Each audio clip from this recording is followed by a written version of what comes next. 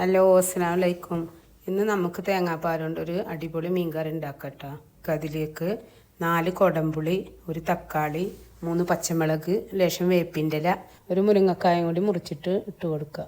ഇനി നമുക്കൊരു തേങ്ങ എടുത്തിട്ട് അതിൻ്റെ പാലെടുക്കട്ടോ.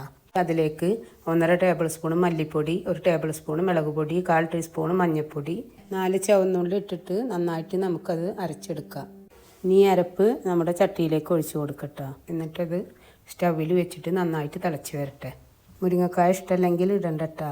ഞാൻ ചെമ്മീനിലും വലിയ മീനിൻ്റെ കറിയിലൊക്കെ മുരിങ്ങക്കായ ഇടലുണ്ട്. അത് നല്ല ടേസ്റ്റ് ഉണ്ട്. അങ്ങനെ ഒരു പ്രാവശ്യം നിങ്ങൾക്ക് വെച്ച് നോക്കിയിട്ട് കമൻറ്റ് പറയട്ടാ. കറി കൂടുതൽ വേണമെന്നുണ്ടെങ്കിൽ കൂടുതൽ തേങ്ങാപ്പാൽ ഒഴിക്കുക, അതിനനുസരിച്ചുള്ള മസാല ഇട്ടിട്ട് അരച്ചാൽ മതിട്ടാ. നമ്മുടെ കറി ഇവിടെ തിളച്ച് വന്നിട്ടുണ്ട്. ഇനി അതിലേക്ക് നമ്മൾ ലേശം കല്ലുപ്പ് ഇട്ട് കൊടുക്കണം. ഇനി നമുക്ക് നമ്മുടെ മീൻ ചേർത്ത് കൊടുക്കട്ടാ. നന്നായിട്ട് വെന്ത് വരട്ടെ. മീൻ വെന്ത് വരുമ്പോൾ 2 പച്ചമുളക് കീറിയിടുക, വേപ്പിൻ്റെ ഇലയും ലേശം ഇടുക. നമ്മുടെ കറി ഇവിടെ റെഡി ആയിട്ടുണ്ട്. എല്ലാവരും ട്രൈ ചെയ്യണം. ഇഷ്ടപ്പെട്ടാൽ ലൈക്ക് ചെയ്യണം.